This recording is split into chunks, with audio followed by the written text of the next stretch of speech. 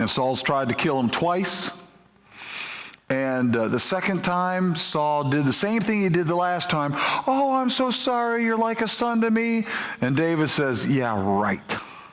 Heard that line before. Doesn't believe a word that comes out of Saul's mouth anymore. And so David, what we looked at last week, Kevin Pettis taught last week in chapter 27 and did an excellent job. David fled to Achish, the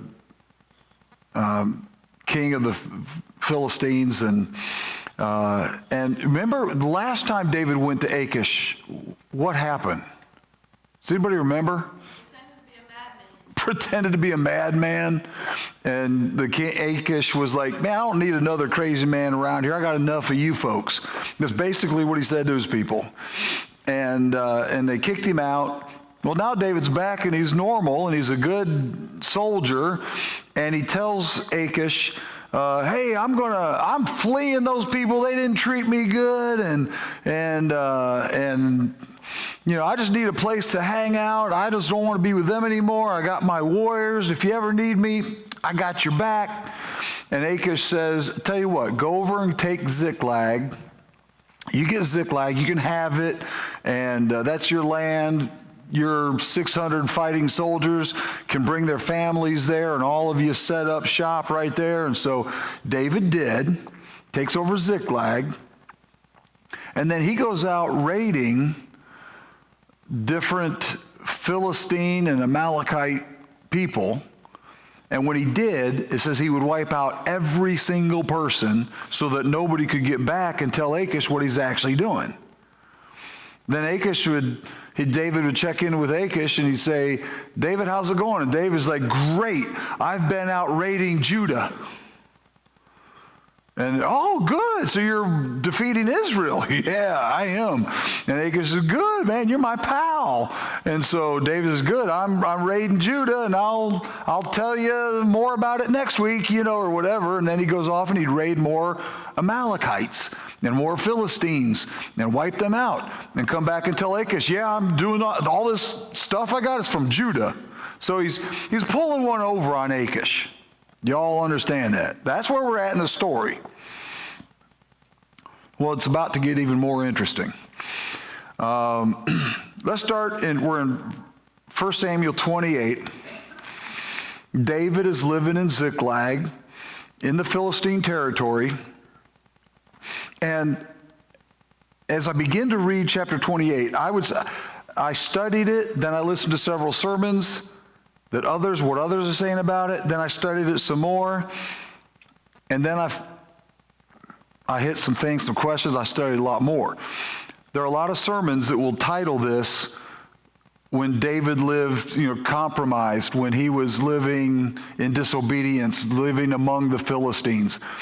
I don't think David wanted to live among the Philistines. His heart was for Israel. And there were some things that I read that I'll share with you guys in a moment that made me wonder where David's heart was. Even at the beginning of this week and the beginning of my study, when I started my notes for tonight, I had written out, I've really looked at this and I'm trying to figure out where David's heart was. And because of some of the things that I'm seeing, I think I've got a handle on it now. I don't think David was let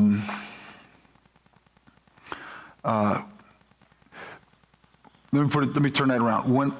When I first thought it was a problem, I was wondering what was in the mind of David, because I thought David was getting discouraged from feeling abandoned and rejected. I want you to stop and think about this. David, what times can you think of that David was either rejected or abandoned? Just start thinking of some. Well, Saul, for sure. What does David shows up and defeats Goliath for Saul and for the people. And Saul gets jealous and tries to kill him for it. Let's go back. Where was David when his dad said, here are all my boys, pick one to be king? And they went through Eliab, Abinadab, Shammah, Shemaiah, Radai, Ozem, all the way down the line. And it says, this is it. I'm sure God told me your boy was going to be the king. And, well, no, this is all of them. Oh, there is one more, but it can't be him. Does that not tell you a little bit about David's acceptance and rejection, even as a kid? One of the Psalms says, though my mother and father forsake me. Yeah. That's how he felt. Well, let's start thinking about that, though. Not only from the time he was young, Saul, we know he did it. Then he sent a group of assassins to David's house, and they waited for him there to kill him in Ramah. Then he escaped, and Doeg the Edomite overheard him talking to Ahimelech the priest, and he turned him into Saul. And because of that, Ahimelech and 85 priests and their whole families were killed by Doeg. The town of Keilah, he went and rescued that town, and then heard Saul was coming, and he inquired of the Lord, well, would they turn me in after I just saved them? And the Lord said, yes, they would. So he flees them and runs from them. Then he runs from there to the Ziphites, and the Ziphites 2 times called up Saul and said, he's hiding in our country. We'll tell you where he's at. Everybody's dealing with. He saves them. He does them good, and they turn their back on him. Does that sound like anybody else we know? What has Jesus done for us, and yet we keep turning our back on him? Not just us, but I mean, look at he died for everybody in the world, and what do? They don't want to believe in him. And that's kind of what David's going through, constantly rejected. And that motivated Saul so that he wouldn't give up. And every time, Saul had kind of given up pursuing David until the Ziphites called him up and said, hey, we know where he's at now. And Saul's like, yeah, let's just do this. And so then David, he's tired of being rejected. And then in this story, we're in 28 right now, but as I had read ahead and just a quick reading, I get to 29 where Achish is asking David to fight with him. He said, come on, join me against Israel. And David says, I'll do it. Let's go. And some of you are going, huh? David said that? Yes, David said that. The big question is, was he actually going to fight against Israel for Achish, or was he the Trojan horse? What do you think? I think he was the Trojan horse. I think he was planning all along. We'll get to that. But in a quick reading, here's what I read. Chapter 29, verse 4. But the Philistine commanders were angry with Achish and said, send the man, that's David, back that he may return to the place you assigned him, Ziklag. He must not go with us into the battle, or he will turn against us during the fighting. Which they were right, but Achish didn't believe that. How better could he regain his master's favor than by taking the heads of our own men, which David would never be able to get Saul's favor? Why couldn't David do anything to earn Saul's favor? Saul wouldn't let him. Why? Well, because he had done more than Saul. That's part of the jealousy. Because David's heart was with the Lord, and so he was successful. Saul's heart was not with the Lord, so he wasn't successful, and that was jealousy. And I believe by this time, Saul knew that David had been anointed by God to be the king to replace him. So he's fighting God's will. And so there's no way David could be in good graces with the guy who knew God's trying to get rid of me and put you in my place. Right? You see it? Keep going, verse 5. Isn't this the David they sang about in their dances? Saul has slain his thousands and David his tens thousands. That song must have been number one on the charts of the whole region because even the Philistines knew about it. Okay, Casey Kasem talked about it. Only those of you who are old know what I'm talking about. So Achish called David and said to him, now watch this, as surely as the Lord lives. What does King Achish have anything to do with swearing on the existence of the Lord? Just think about that, because it's going to come back up. As surely as the Lord lives, you have been reliable. Had he been? No, but he had Achish thinking he was. And I would be pleased to have you serve with me in the army. From the day you came to me until today, I have found no fault in you, but the rulers don't approve of you. Now turn back and go in peace. Do nothing to displease the Philistine rulers. But what have I done? Asked David. What have you found against your servant from the day I came to you until now? Why can't I go and fight against the enemies of my lord the king? Achish answered, I know that you have been as pleasing in my eyes as an angel of God. Nevertheless, the Philistine commanders have said, he must not go along. You understand what's happening? David's like, oh, I can't even... I'm rejected by all of them now. And so at a quick reading, you might think David's just being rejected from everywhere. And when he gets rejected by Israel, he goes to the Philistines. When he gets rejected by the Philistines, he goes back to Israel.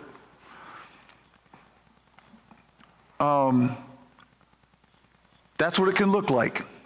I don't think that's what's happening.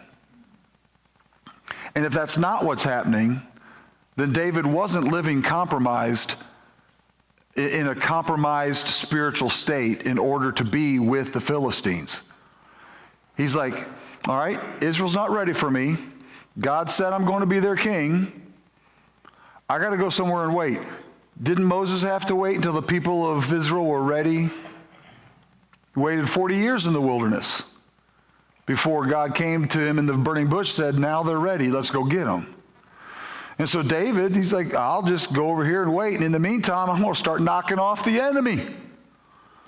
Because at some point, Israel is going to be my country, and I will have already been defending them. So I don't think he was living in a compromised state. I started to wonder, but I've got a whole different attitude about this now, and I hope I'm not crazy. Well, you know I am, but it's okay, right? That's right. But there was still something that bothered me in all this, and we're going to get all the way through this passage in a minute. We'll start reading through it, but I'm going through all this for a reason. Here's what bothered me back in chapter 26, in verse 19. When Saul had tried to kill David the second time, and David could have killed Saul a second time, but for the second time he said, I cannot hurt the Lord's anointed. I would not do that to you. And Saul, for the second time, apologized and said, I've sinned. All right. Now, here's what he says, verse 19.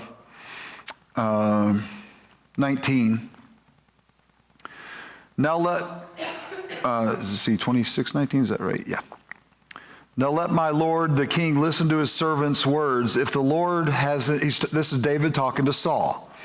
If the Lord has incited you against me, then may he accept an offering. If, however, people have done it, may they be cursed before my Lord. Here's why. They have driven me today from my share of the Lord's inheritance and have said, go serve other gods. David is saying, I've tried and I failed. I failed with Israel. They're kicking me out. I can't be their king, and I'm being forced to go to another land and serve other gods. And that's the part that when I saw that, I thought, well, maybe David is having these second thoughts, feeling devastated and feeling rejected, so he's going to the other people. And it even mentions in 27 verse 1 where David said he thought to himself, one of these days I'll be destroyed by the hand of Saul. Best thing I can do is escape to the land of the Philistines. So when you take those two together, can't you see where people might think he's, going the wrong direction to go live among the Philistines? And so I got to thinking about it, and I thought, if David's not compromising, then there has to be a good explanation for what he's thinking here and what he's doing. Does that make sense? Are y'all with me? I know I'm talking fast today because I'm trying to get to this point. Do y'all understand my dilemma? You with me? I mean, be honest. If you got questions, throw them out right now. Okay. Because we're about to sidestep out of this passage just for a moment. And this is a dangerous playground, but I'm going to take you into the mind of Tom Graef for a moment. Ooh, that's dangerous. I thought long and hard for the past few weeks, because Kevin taught last week and I had already started looking into this the week before. So for a few weeks I've been looking at this, and I think God is placing David here to finish Saul's work. Let me give you some examples. Back in 1 Samuel 15, if you look back there,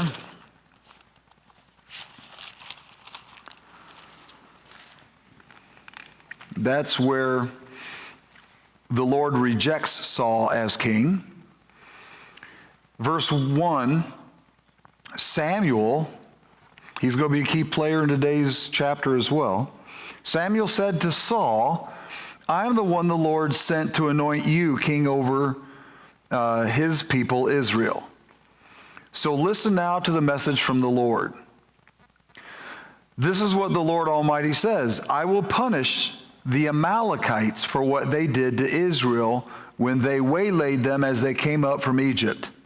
Now, go attack the Amalekites and totally destroy all that belongs to them.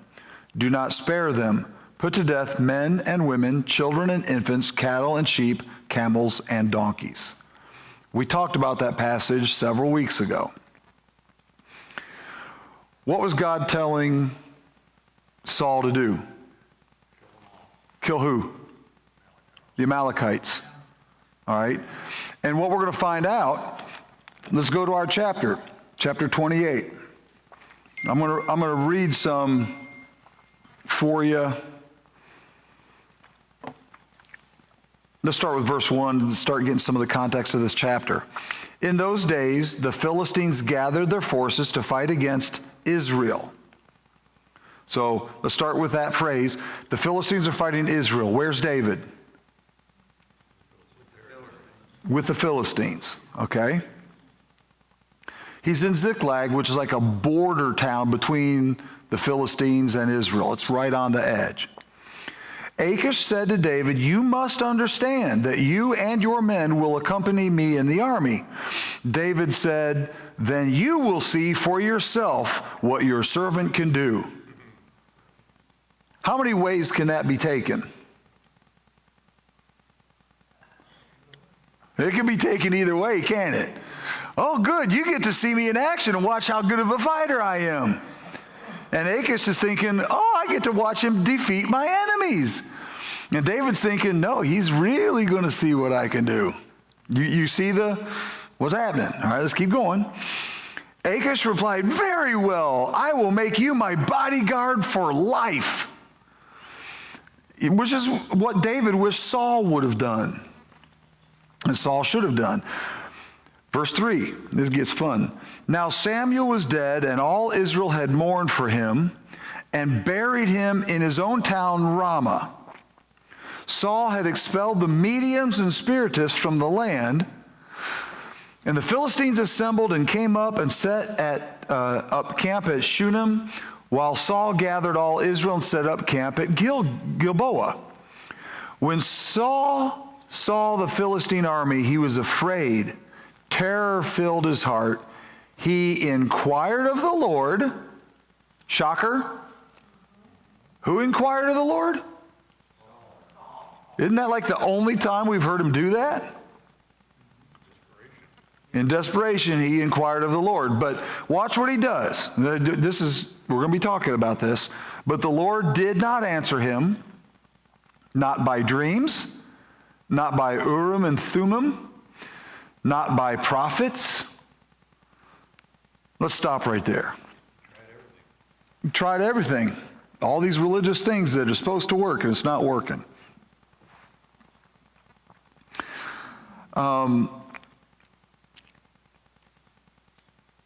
I just don't want to get ahead of myself, but I'm going to have to. I'm going to read the chapter. It'll be a whole lot easier. We're just going to read the chapter, and then I can talk about it. Where are we at? Verse 6. He inquired of the Lord, but the Lord did not answer him by dreams or Urim or prophets. Saul then said to his attendants, "Find me a woman who is a medium, so I may go and inquire of her." What's the problem with that? He just ran them all out. And yet he says, "Find me one." What does that tell you about a job well done? He's assuming it's not a job well done. And he's right. Well, there's one in Endor, they said. How long did it take them to know of a failed job that their king had asked them to do? Normally, if the king tells you to go do something and he says, "Is it done?" you say, "Well, not yet."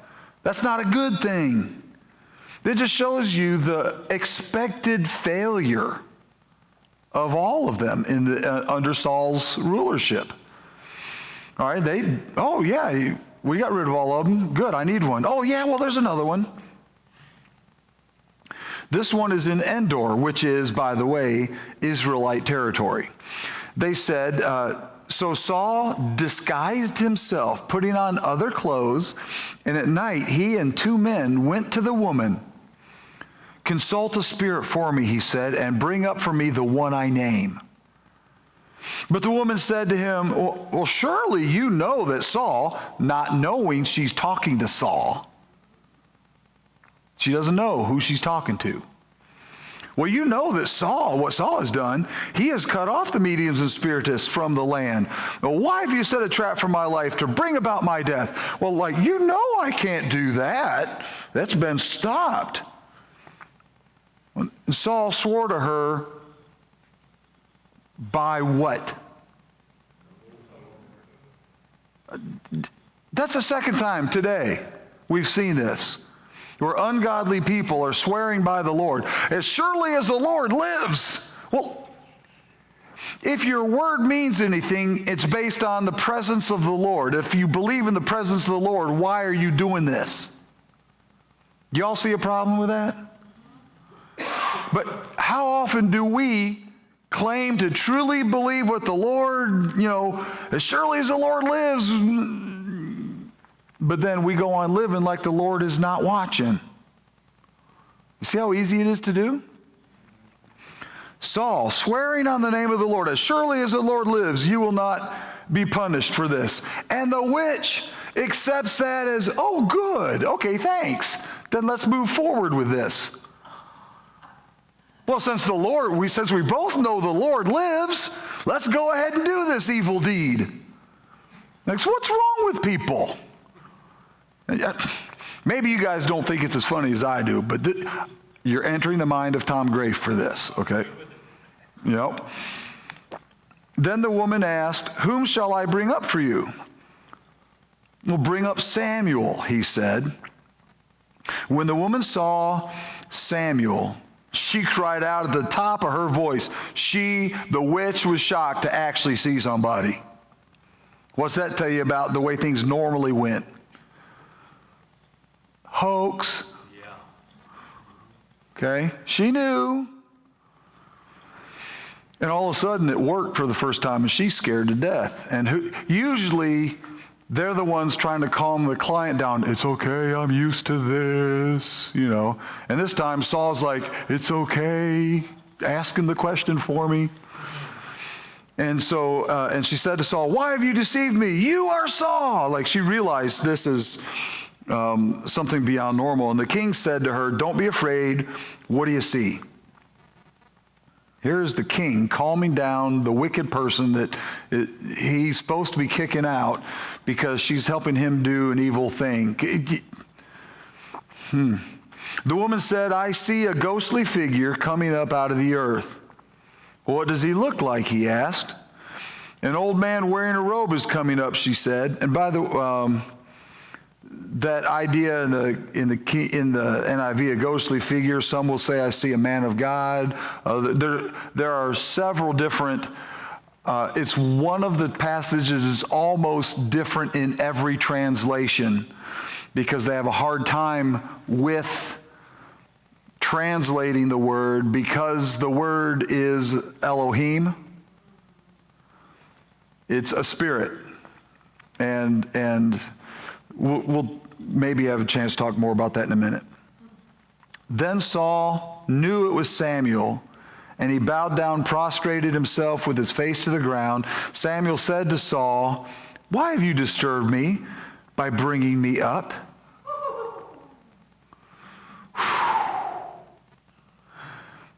By the way, I've been asked a lot of times, even today, I was asked by somebody, is that a demon or did God really let Samuel come back?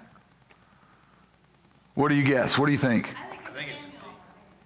He thinks it's a demon. What do you think? Because the verse 12 says, when the woman saw Samuel, not when the woman saw a figure like Samuel.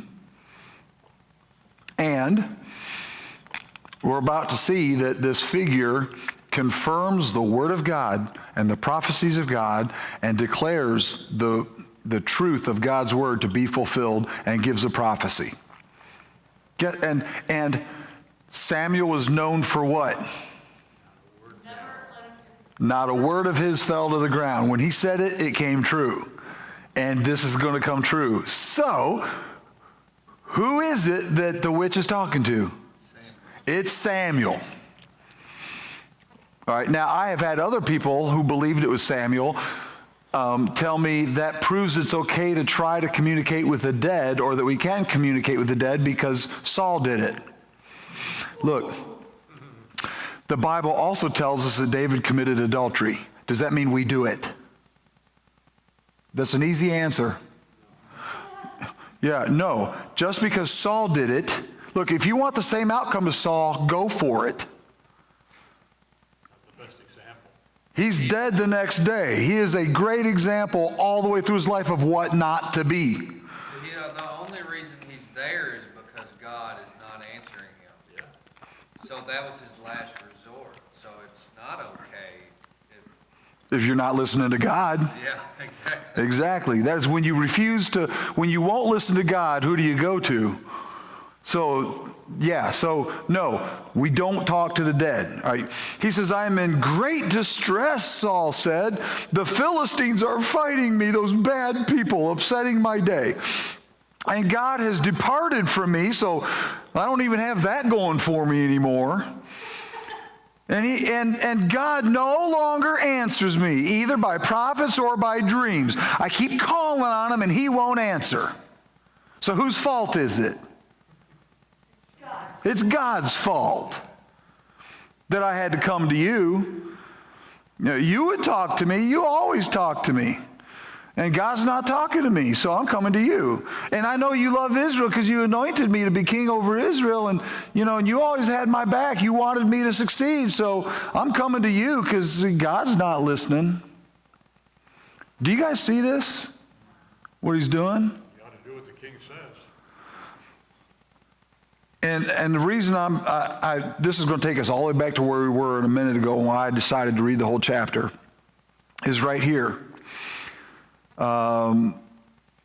Samuel said, it said either by prophets, so I have called on you to tell me what to do. Verse 16, Samuel said, why do you consult me now that the Lord has departed from you and become your enemy. Because look, yeah, I was on your side, but you keep forgetting and have always forgotten, I'm not on your side, I'm on God's side. When you were trying to be on God's side, we were on the same side. But when you walked away from God, we're not on the same side anymore. Verse 17, the Lord has done what he predicted through me. So who is this speaking? Samuel. It's Samuel.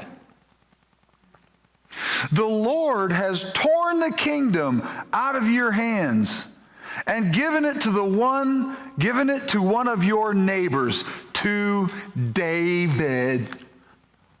Do you guys sense that? I do. Like, what are the things that Saul has made his life's achievement, his life's goal? Keep the throne, pass it to Jonathan, make his own name great in Israel as their provider and protector. That's why he's jealous for David when David slain his 10,000, but Saul only his thousands. I wanted the name as the warrior. And worst of all, David can't be the king.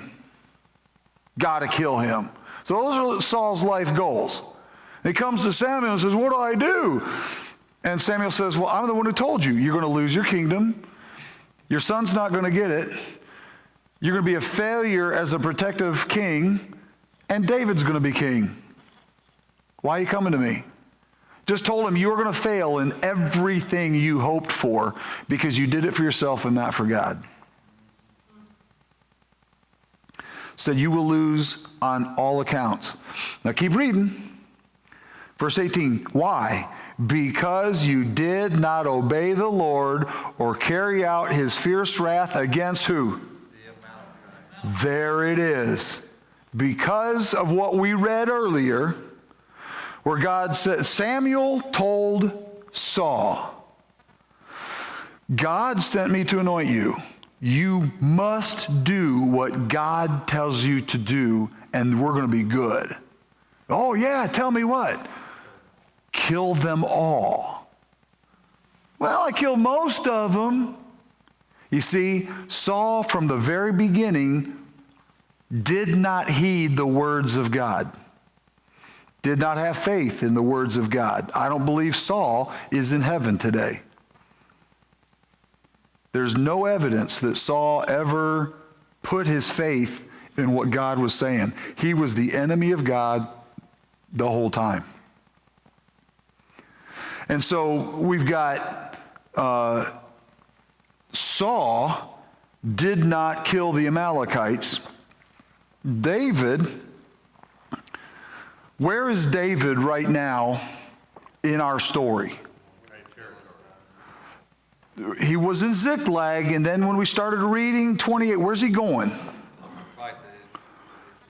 Achish calls him back to, it's still Philistine territory. They're going to fight Israel. He says, come with me to go fight Israel. That's what Achish is doing. You all understand that? So if David and his 600 men are with Achish, where is David and the 600 men not? They're not at home in Ziklag.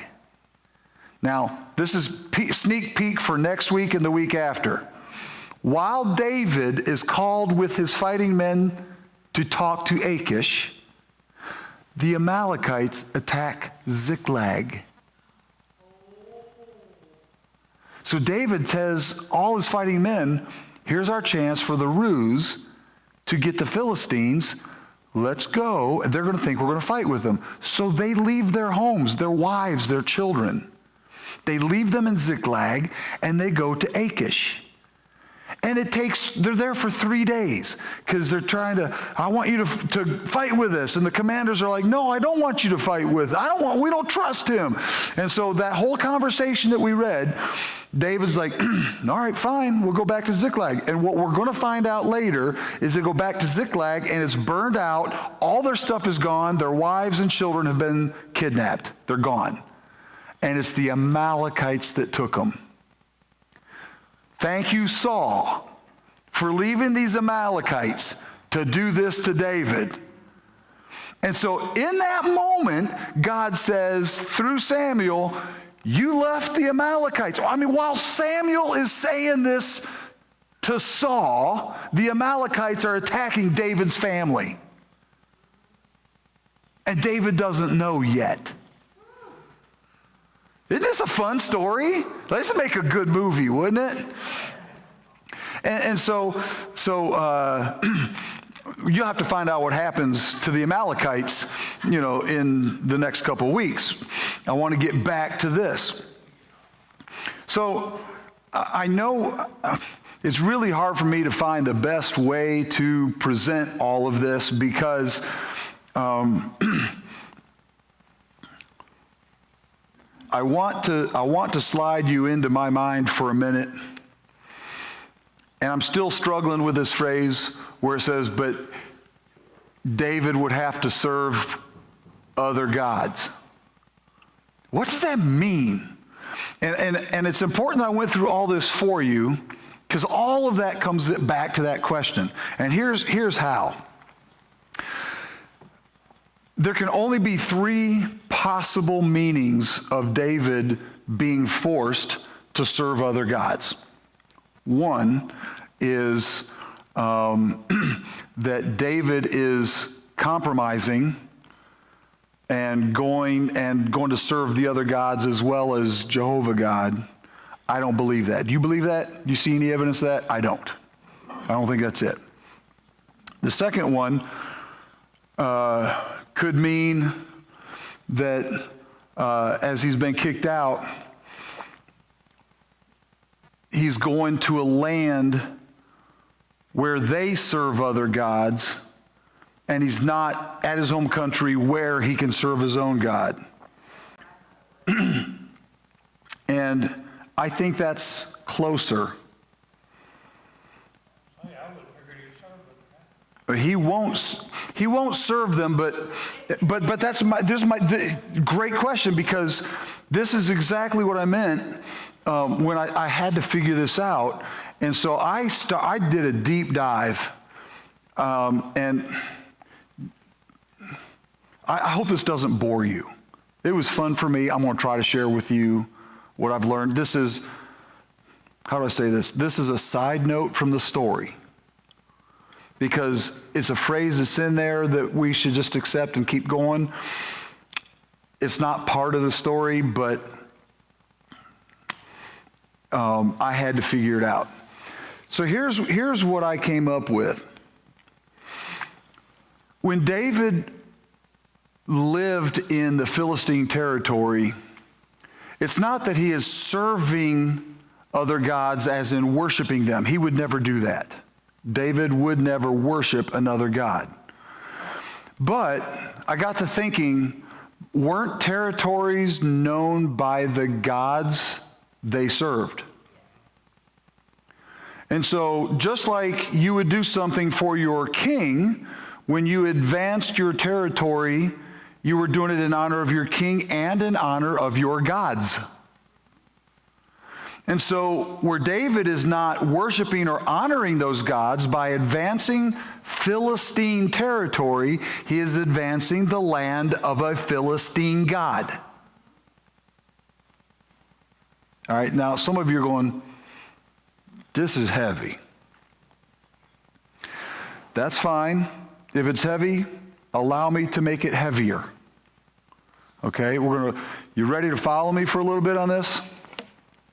Boy, it got quiet. Can I just say that it's not that's not too hard to believe or think through, at least for me, because when we visited Turkey, Yes. You could tell that land belonged to a different entity. Yeah. We would go through certain towns, and it was fine. We felt comfortable. And we get into the next town, and you felt the danger. You felt something is over this town that's different than the towns we just left. And let me just, Daniel 10, you don't have to turn there. Let me just read a few things for you. Daniel 10 is when Daniel had a vision and he prayed, and it says, and that the angel came to him and said, I was going to come to you, but I was delayed for 3 weeks. You remember that? It says, then he continued, do not be afraid, Daniel, since the first day that, this is the angel speaking, since the first day that you set your mind to gain understanding and to humble yourself before your God, your words were heard, and I have come in response to them. But the prince of the Persian kingdom resisted me 21 days. Who's the prince of the Persian kingdom? Was it some human son of a king? No, prince is an authoritative level among the angelic regions. This was a demon that resisted Michael the archangel. Had to come and free this angel so he could come and bring the message to David. But the point is, there was a demon, a powerful one, who was put over the land of Persia. Does that make sense? How about, you're going to like this one, Isaiah. Let me find it here. Isaiah 24. I know we're all over the charts on today's lesson, but that's where my mind went today. Well, this last 2 weeks, actually. All right. Isaiah 24:21 says this. Well, let me back up. 20, the earth reels like a drunkard, it sways like a hut in the wind. So heavy upon it is the guilt of its rebellion that it fails never to rise again. In that day, the Lord will punish the powers in the heavens above and the kings on the earth below. He's going to punish not only the kings below and the people on the earth. Who else is he punishing? The powers in the heavens above. Not in heaven with him, but in the spiritual realm. There's a judgment coming, not only for people on the earth, but for the powers that oversee those people. Let me give you another one. Deuteronomy.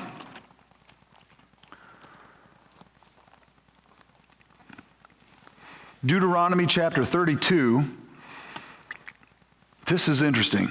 All right, so if it's Moses is writing this, and he's giving the people the history that he had learned from God. Who wrote Genesis 1:1?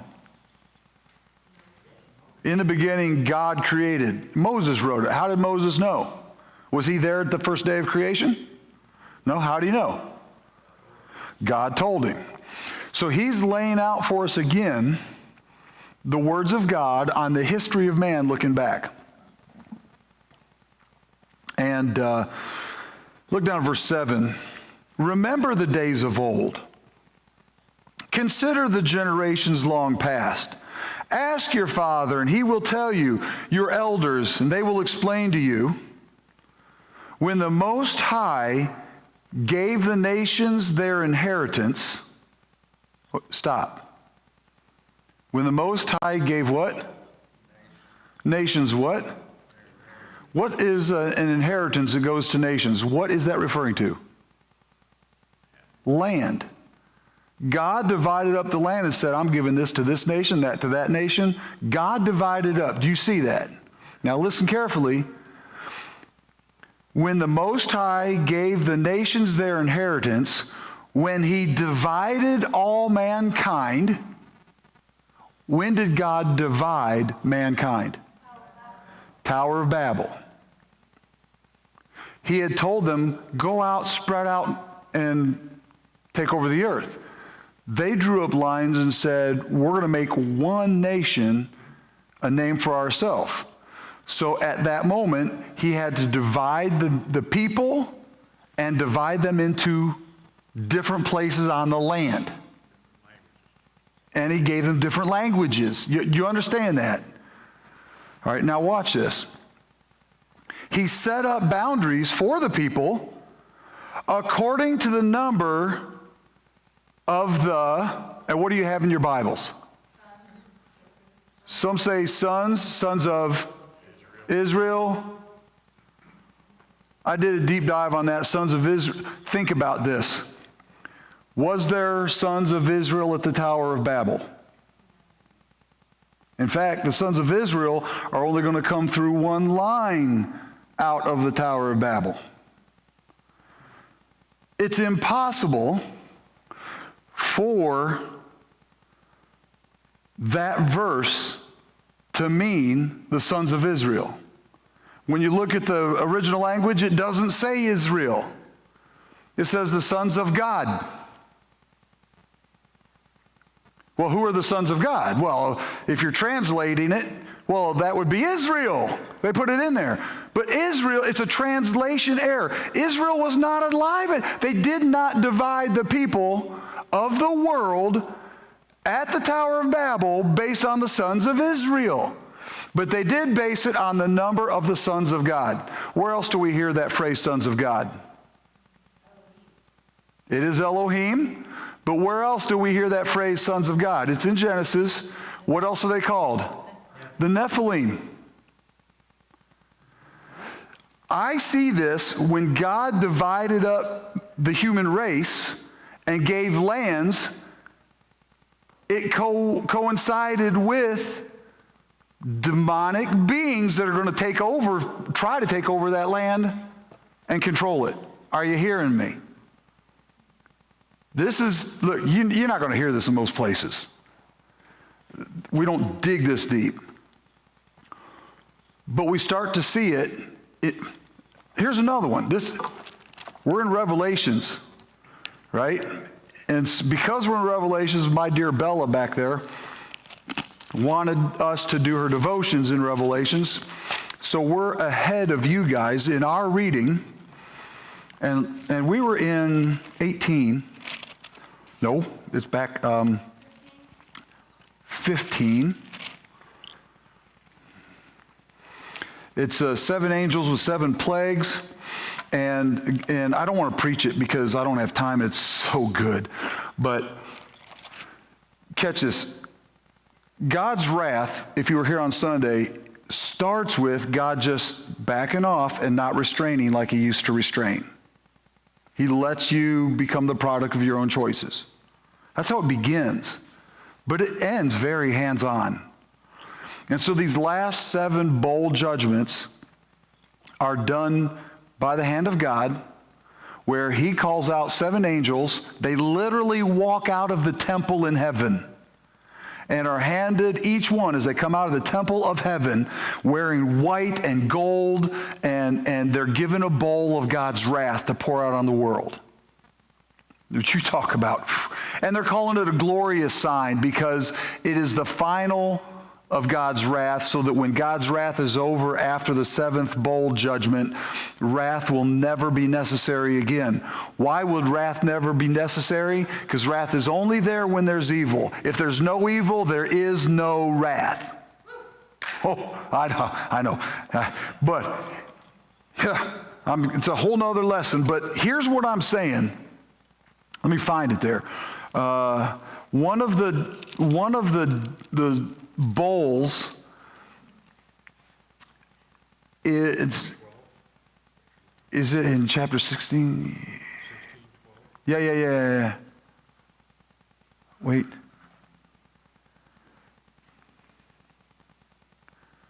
Where is it? 6? I'm not seeing it in 12. This is in Portals Bowl, the Great Euphrates. Yeah, but one of these. Wait a minute, but it's when it talks about what he's doing to the water. What about Because there it is. Look at chapter. It's in Revelation 16, the 3rd angel, verse 4. All right, verse 3, the 2nd angel poured out his bowl on the sea, and it turned into blood, like that of a dead person, and every living thing in the sea died. Then the 3rd angel poured his bowl out on the rivers and springs of water, and they became blood. Now look at this. Don't miss this. Then I heard the angel in charge of the waters say. And what he's going to come and say is what God is doing is righteous and just. But that's not what we're here to talk about tonight. The fact that there is an angel over the waters. There's an angel in charge of the waters. So if there's an angel in charge of the waters and there's a prince of Persia, and when God divided the human race into land allotments according to the sons of God that are out there, is it fair to say that David had an understanding that land has something to do with the gods that are over it? Does that make sense? I really, if this is boring to you, I apologize, because I know it's a bit scatterbrained, but it just took me on quite a path looking through all this stuff, and it's opening my eyes to the spiritual realms in a much bigger way than I'd ever seen before. All right, let's go back to 1 Samuel. All right, and this is I have a whole good lesson on this conversation with the witch that will have to be next week because I got 3 minutes. But here's what I want to say. When you look at the first few verses 1 and 2, let me read it again. In those days, the Philistines gathered their forces to fight against Israel. Achish said to David, "You must understand that you and your men will accompany me." David says yes. Achish says, "Good, I want you to be my bodyguard." Those are the first 2 verses. That is the story of David and Achish. That's the last we hear of David and Achish until chapter 29. It starts off the chapter by telling us about David and Achish, and that's the story, but then from verse 3 to the end of chapter 28, it's like this parenthetical story about Saul. And it sums up so many things. It sums up the Amalekites and why Saul lost his kingship to begin with. From the very first act that God asked him to do, he didn't do it the way God said. He never listened to the word of God. The very fact that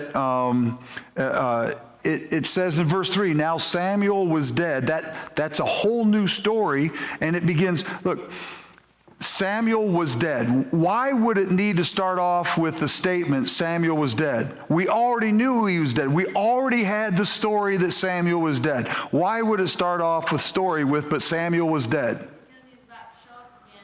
And with their cyclical thinking, who knows, it might have been a story that happened before, but they're saying, this is after. Yes, to make sure you understand, this is after Samuel's dead that Samuel comes back and talks. And then why does it say, and he's buried in Ramah?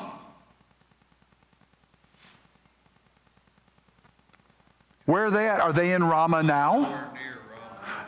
No, they're a good 10 miles from Ramah. Where are they at? Yep. Endor. At the witch's house in Endor. What's that tell you? They're saying, now we know Samuel's buried and his bones are over there. Yet Samuel shows up over here. It tells me that there's a difference between the body and the spirit. It's like the whole chapter, this parenthetical story that we will look at next week. It's for the purpose of letting us learn there's more than the physical.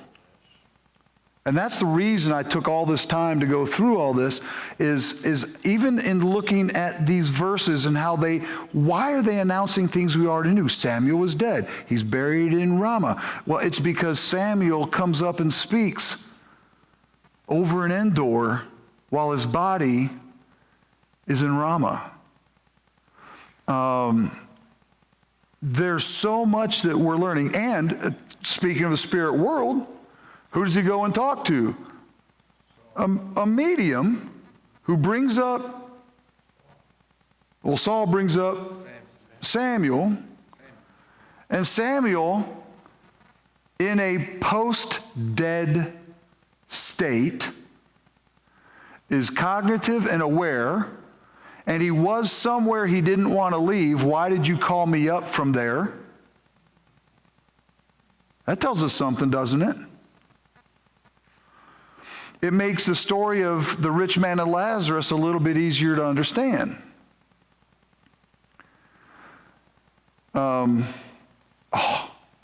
Okay, I'm going to leave it. I'm going to tell you right now to make you all come back next week. I'm going to read a verse and tell you I'm going to answer it next week. Let me find it here. Verse 18, 19. The Lord will deliver both Israel and you into the hands of the Philistines, and tomorrow you and your sons will be with me. That's Samuel saying that. What does it mean, tomorrow you and your sons will be with me? Well, let me make it a little harder for you to think through, because where's Samuel? He's dead. But it says Saul and his sons will be with Samuel, right? Doesn't it say that? Saul and his sons? Yeah. Is Jonathan and Saul going to be in the same place as Samuel?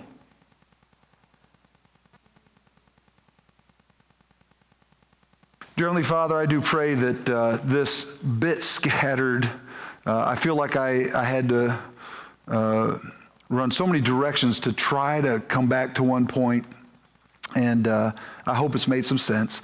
Lord, I do believe that you are directly answering a prayer request that I began to pray about 4 years ago, that you would help me from Scripture to understand more about the heavenly realms and the importance of it.